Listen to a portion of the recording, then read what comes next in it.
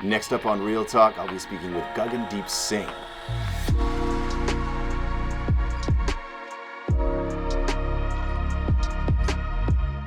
Hey y'all, I'm Asante, and this is Reel Talk. In today's session, we're sitting down with Gugun Singh. Gugun, for those who don't know you, why don't you tell us a little bit about yourself, your connection specifically to this, as well as anything that our viewers might find interesting. That's broad, what they might find interesting. Yeah, I'm a nerd. I get into the small little things, so you never know what I might find interesting. Oh, good. Yeah, Gugun Singh. Pronouns are he, him. I'm originally from Toronto, but I spent close to 20 years living in the United States. While I was there, I began my career as an actor, and really just being of service in a number of different ways.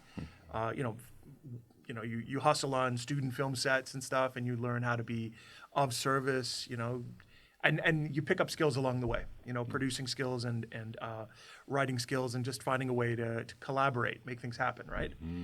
And so it was a little Wild West at the beginning, but then, I started kind of going through the theater path, but then learned that I could really translate skills, right? And so all of my work had been in the States. I'm a SAG member as well. So these matters like this are really important to me, right? Because on both sides of the border, there's no distinction to me. You're going to find excellence on both sides of the border. And the proof of that is that we keep having world-class productions come to a place like Toronto and to continue to make stuff. So for me, I've done advocacy and campaigning for people before. And when I returned to Canada, coming on 9 years, that's when I had my introduction to ACTRA, really formally, started working on ACTRA contracts, became a full ACTRA member, and then continued to work on union advocacy, because that was I'm passionate about making conditions better for the next generation. And so that's why I wanted to get invested, and I was invited to serve in this way. So yeah, I'm energized and ready to bring that energy to the table. Love it, great. Well, so with that being said, so I keep hearing about this AIR acronym. Oh yeah. As it pertains to the current IPA bargaining, can you kind of shed a little light on what that means specifically for bargaining?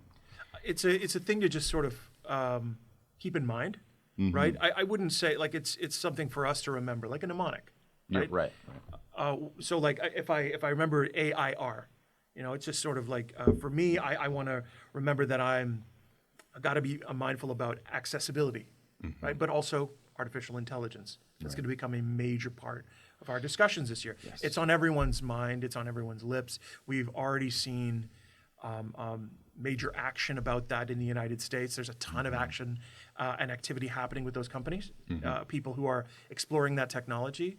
How they are educating those machine learning models. I mean, I'm very interested to learn where do they get the data, and are they valuing it, and have they considered that data is historical and may not necessarily be as equitable as it ought to be, right? Yeah. That's a real consideration. If you're using historical information, it'll contain bias, because it's human information. So that's the thing that's important. That's the A, right? Then you've got an issue of the I. We need to talk about inclusion. Who are we bringing to the table? Who are we offering opportunities to? But also, actors are precarious workers, right? We're the original workers. It's literally in our name, right? We are laborers.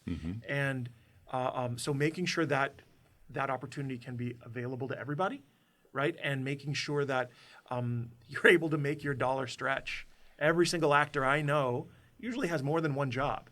Yeah. Right? And some of them are very fortunate, but they remember their early days where, they had to make ends meet. And, our dollar doesn't go as far as it used to. So inflation is another I that we keep in mind with the I of AIR. And then R, let's talk about residuals. Let's talk about respect. Nice. Yeah. Right? Yeah. Residuals, making sure that our labor, it's not just on the day. We should be benefiting every time it gets broadcast.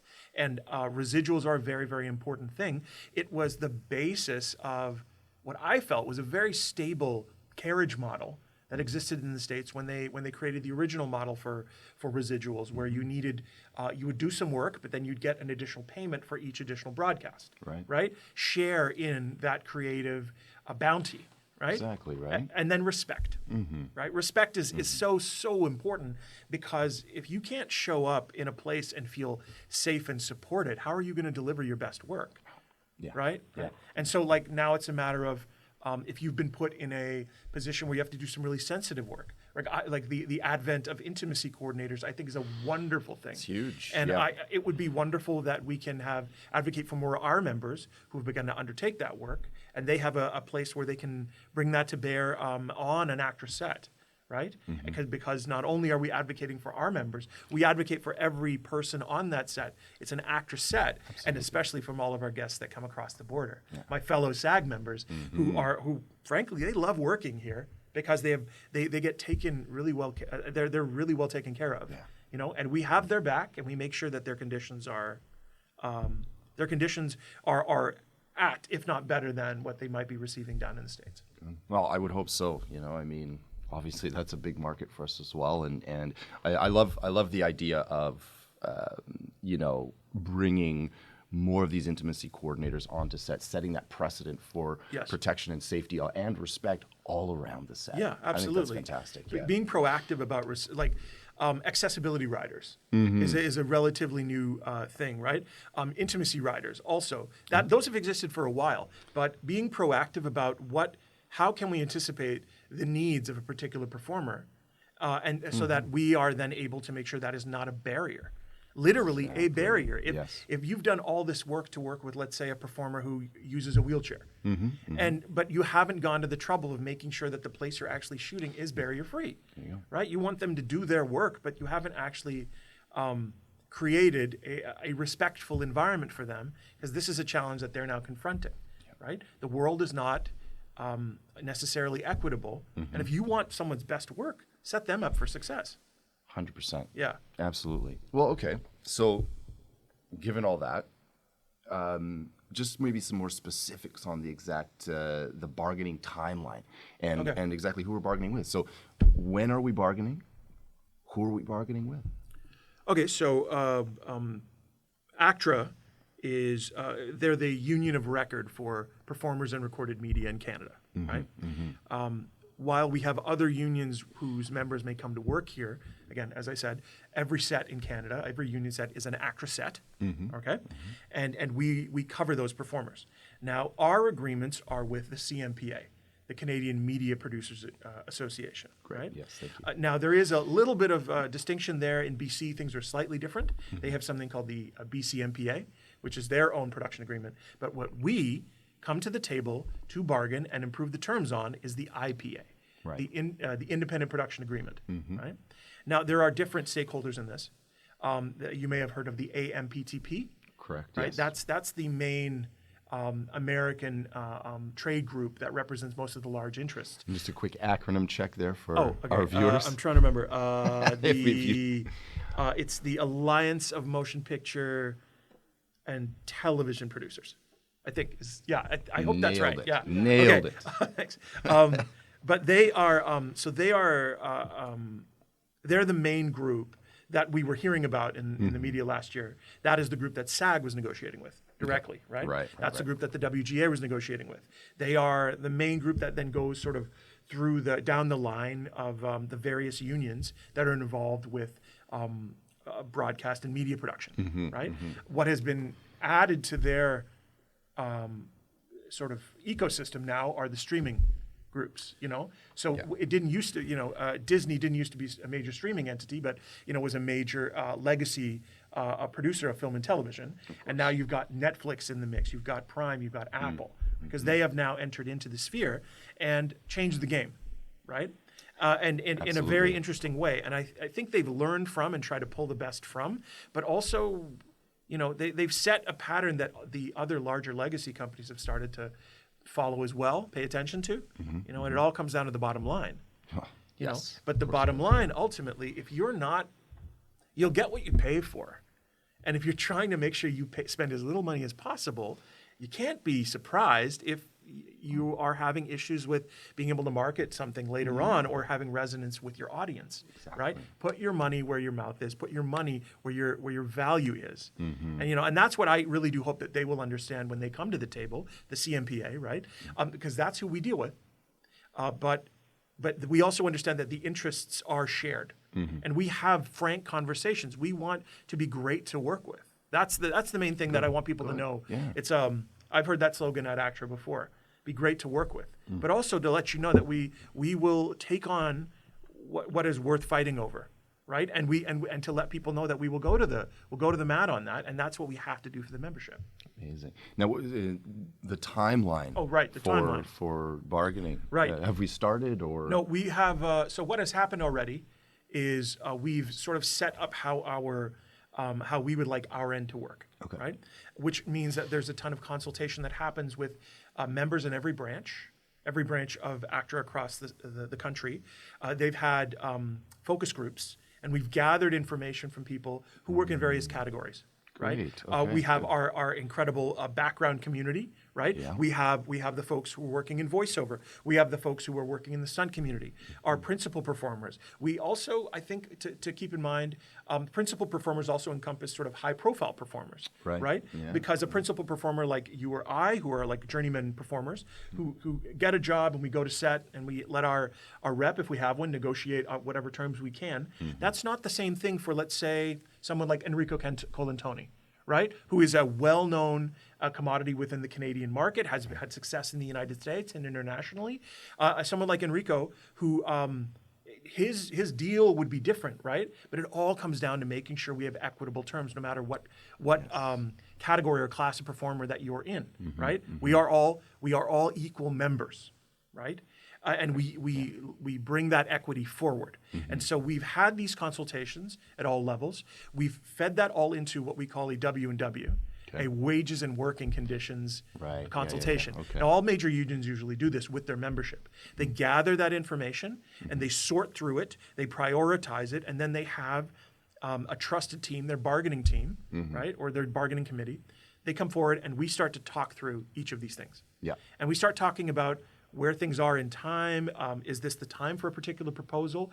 Is this something that we haven't achieved in the past? What is the likelihood of achieving such a thing?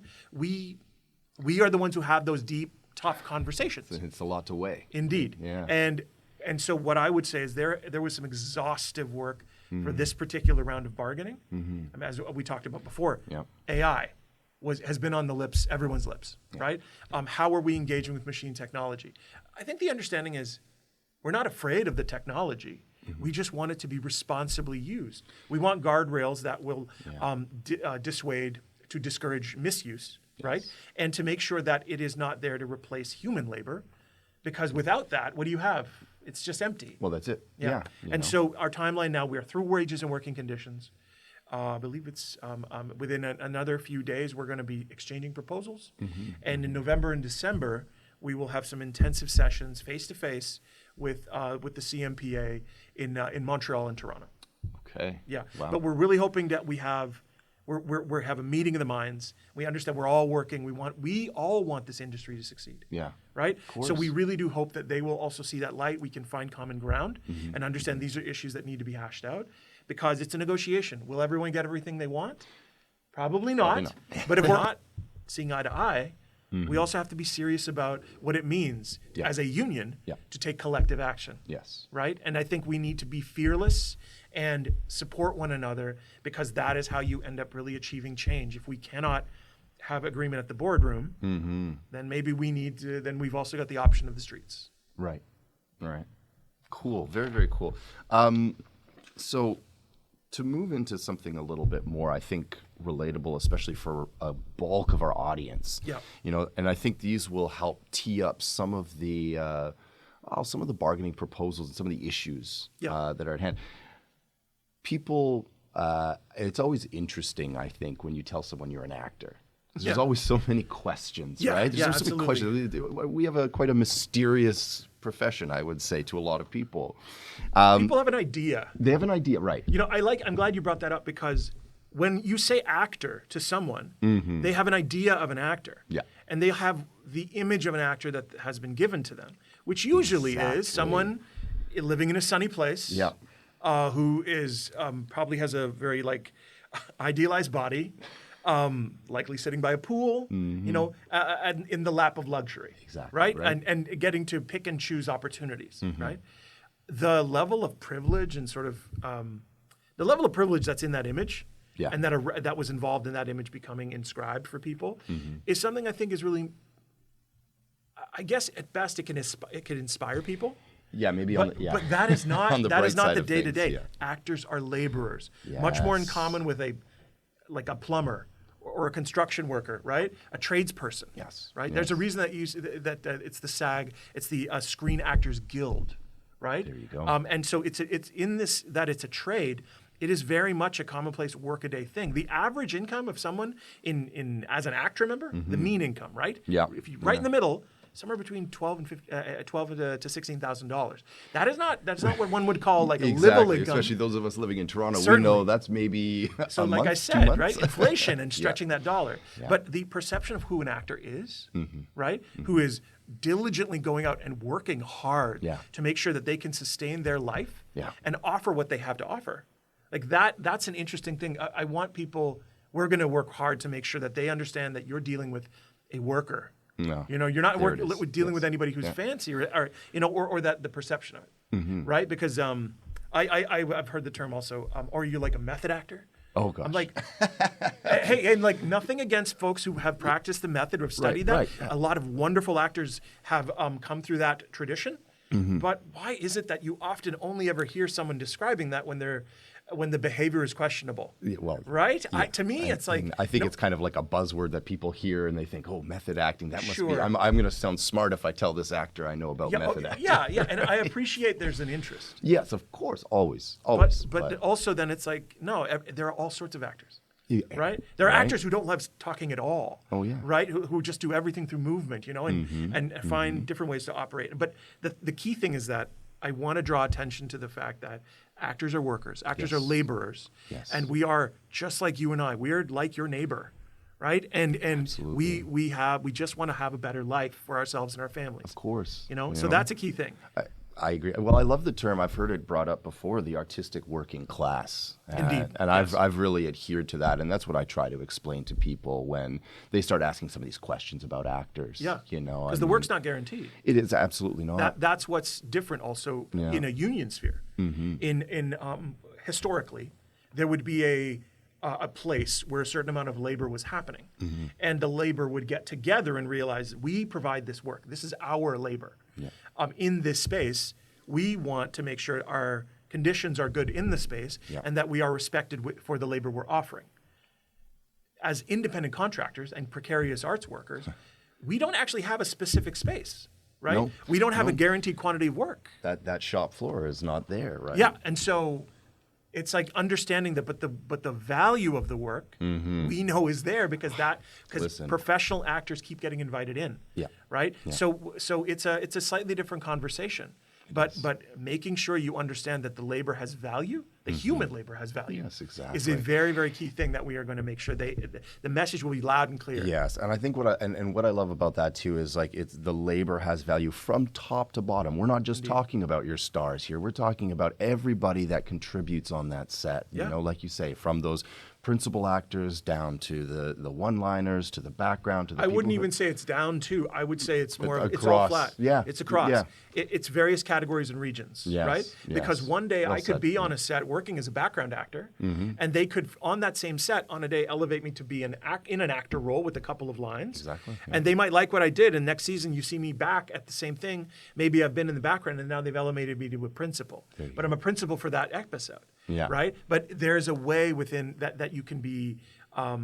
That you can operate at whatever level you need to, even within a single show, a single ecosystem. That's right. And so, That's right. but there's an equity, there's an equality, no matter what level of actor member you are, because there is also apprentices, there's actor additional background performers, right? And there are those who would like to join this union, you know? And with such an international city as well, we've also discovered that the world lives in this city and is well represented in this city, and it's great to see the membership, even within our jurisdiction, get more diverse. Yes. Right? Because a lot of these places have had successful labor unions, and they're very keen to join a union where they can continue to offer what they feel they have to offer, right? So the sentiment of joining ACTRA remains actually very strong. It's just finding the ways to join and sustain yourself. Well, okay. So for some of our audience members who may not be so clear, what are currently some of the ways that you can join ACTRA? Like, what are the ways in? The ways in typically would be you're working as a background performer. You need to get enough days on set, right? And then you make an application, and you steadily work up. The other way I would say is that you become you get a speaking role. Right? Which is a full credit, right? And then you get 3 credits, and that gets you full eligibility to join the union, right? Cool. Now, as a SAG member, right, they have a one and done system. I actually don't think that's correct. It's actually a misnomer. You become Taft-Hartley'd.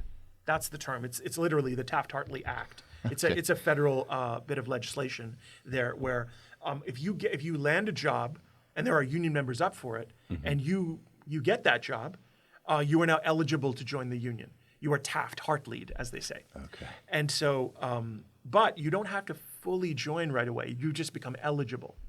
Your second credit, you have 30 days to work as much as you want, right? Without any additional stuff. You could, even if you book a major thing, you have 30 days where there's no other inquiry or 30 days free, basically. But after your OK 30 is done, you become a must join. Okay. Your third credit for SAG, you don't get to do additional access. You don't have more access to SAG work unless you join the union.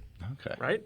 And so there's technically 3 there, but you could, as of that Taft-Hartley, you could pay the money and join the union at that moment, right? And there are some members here who feel like maybe we should look at that model. Yeah, I was going to say, interesting to see the comparison between the two. We want to make sure we can serve the membership. Right? And I think it's always good to be on the pulse of that and to see what is best for our union, right? And our jurisdictions. Always, yeah. So I think we're always open to those conversations and saying, finding a timely time to do it. There are a lot of conversations happening right now. I can imagine. So I think we've talked about this already, but I think it warrants even more coverage because it is a big conversation. Yeah. AI.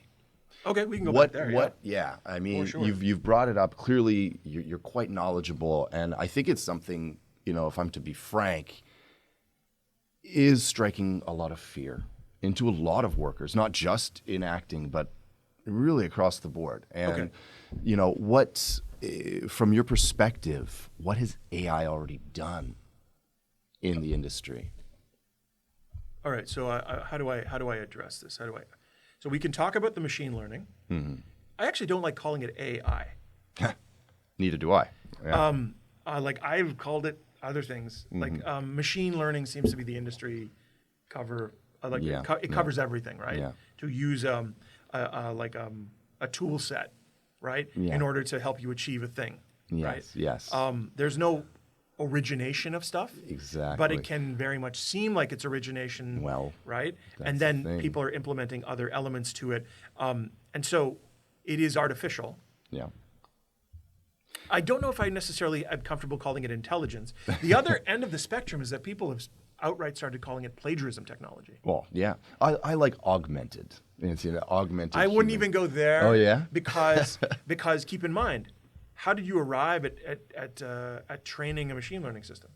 Well, where's the data you used? How did you achieve it? Most companies can't justify the data they use to train their machine. Yeah, maybe internally, whatever internal data they use, but that only exists within their ecosystem, right? Once you get outside and need greater application, where are you pulling that data from and how did you value it? And did you responsibly shepherd that data? All of that to say, I absolutely get the fear. Yeah. Because it is a human thing. It has happened before. Sabotage is literally an act of taking your shoe, a sabo, and throwing it into a machine. That's where the word comes from. Oh, interesting. Okay. And so because that's what happened. The Luddites were a group of people who didn't like that technology was replacing them. And they would say, we are anti-technology. We will smash the machines. But that's standing in the way of progress. Yeah. There will always be innovation. Of course. Right? Yeah. And it's being responsible with the technology. Right? We had, there were cars for many, many years, but they didn't have seatbelts.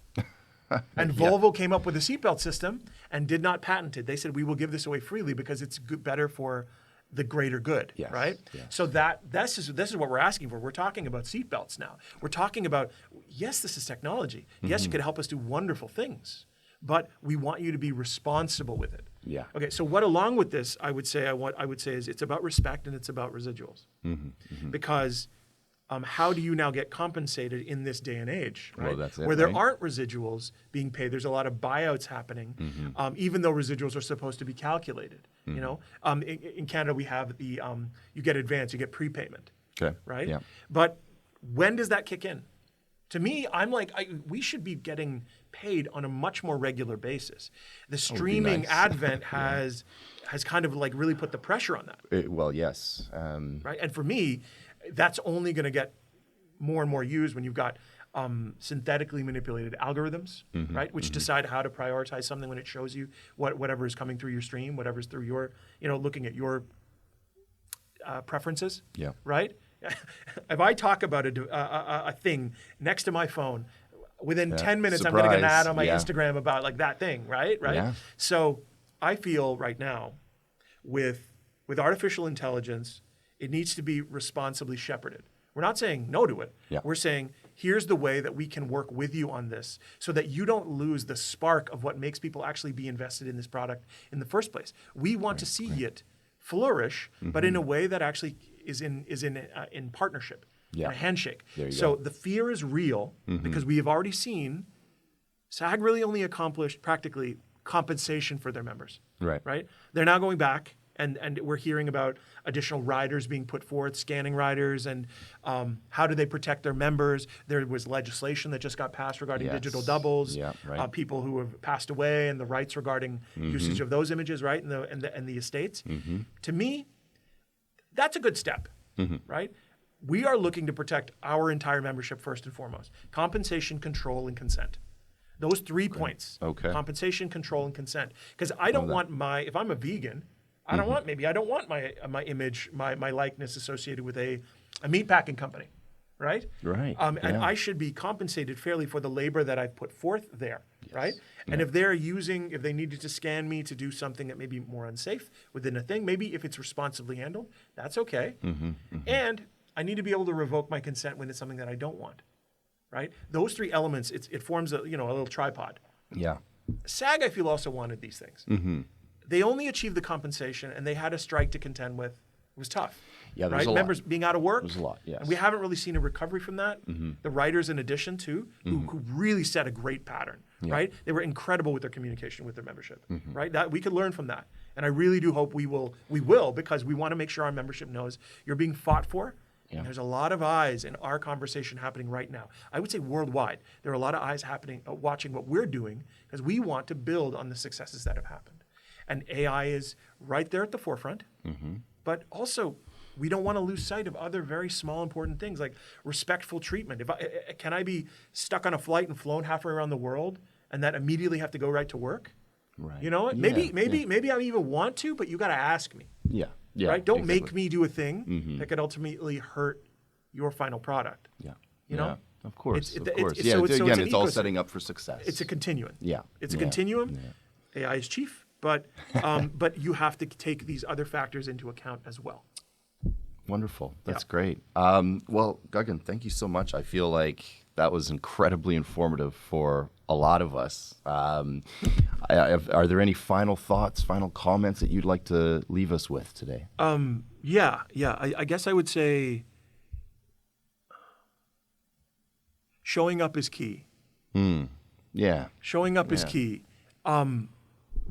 Be curious about what we're doing, because nobody is showing to we want to be leaving this process with something better than what we came in with. Amen to that. And that we want this to be better, not just for ACTRA members, but to improve the ecosystem for all performers across the country. In places where we don't have a union, you immediately see the floor. Engagers can have an opportunity. Maybe I don't want to say that they necessarily would, but Your bottom line really matters. Yes. And when the money starts to really fall away, and you have to make this thing work. Yeah. You know, it can really start to impact you, and it ought to be done responsibly, right? In partnership. And that doesn't mean that doesn't mean that respect needs to fall away, right? Yes, of course. Because then you're going to be getting someone's best work. Well, to that's, me, if anything, that's it what should I mean. be. Yeah. Like, be ready to be invested and to connect with fellow members, because you're not alone in this. Great. You're not alone in this. Great. You have Yes. your union, which is going to show up and advocate for you. You have other people who are very interested in making sure that this ecosystem continues to be sustainable and profitable and supportive of Canadian screen talent, screen and both, recorded media talent. Yeah. Right, and that we will find responsible ways to engage with technology, so that we are. So that we can be ready to do the content of the future. Yeah. Right. Yeah. And that it looks like the world to come, because I'm very excited to see because it's going to look like a rainbow. Yeah. Right. It'll look. Everyone's going to be invited, because that's the table we're building. That's beautiful. Well, I'll tell you, I feel a little bit more inspired myself. So, good, Gugun, yeah. thank you so much, man. Of course, man. Always My pleasure. great. And thank you all so much for tuning in. Hope you picked up a little something. There's going to be more of these rolling out. So stay tuned. And we thank you once again. My name is Asante. This is Real Talk.